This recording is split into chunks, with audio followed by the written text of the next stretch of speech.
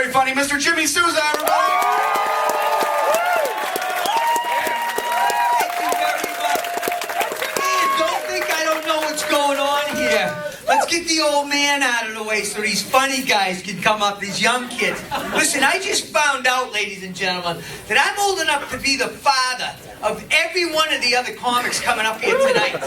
Yeah, I know I entered some kind of competition, but I thought we were going to be broken up into, like, age categories. I didn't know I was going to go against these young stallions. I got a bottle of ketchup in my refrigerator older than these kids. I had a drug problem, true story, for 26 years. I'm certain that's longer than most of them have been on the planet. And hey, don't get me wrong, I'm not complaining right now. But listen, if I'm going to run a race against somebody that's 30 years younger than me, I need to get a head start.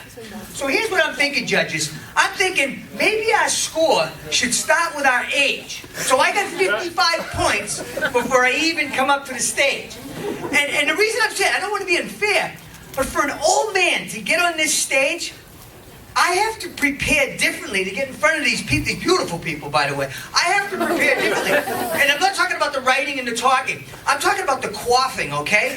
Because I have all this mystery hair that's been showing up for the last 10 years. Yeah, and not even the stuff you can't see. I'm talking about the stuff you can see, right? Like, first of all, I had to make 2 eyebrows out of 1 tonight, so I had to get rid of this shit. Then I had to stick a weed whacker up my freaking nose so I wouldn't scare you guys in the front row. Fortunately, my nostrils are big enough to fit an actual weed whacker up there, yeah. And then I had to take care of the fur that's on my ears. That's a thing, by the way. I don't know when it showed up, but it scared the shit out of me the first time I saw it. I made the mistake of looking into a mirror with my reading glasses on, and all I saw were these big giant ears covered with black hair. I looked like a freaking bat. It scared the shit out of me. Yeah. And it drives me crazy because I can't grow a mustache to save my life, but I gotta shave my ears 3 times a week, and that's just to go to Safeway. Never mind getting on a stage lit up like a mannequin in a department store window.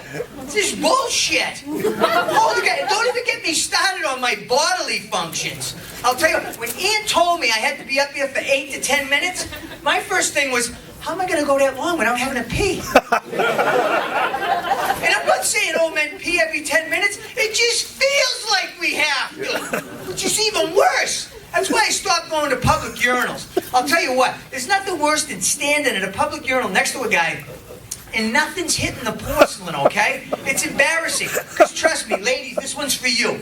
When a guy walks into a bathroom and there's another dude standing 6 inches away from him, he's trying to get as much volume coming out of there as possible.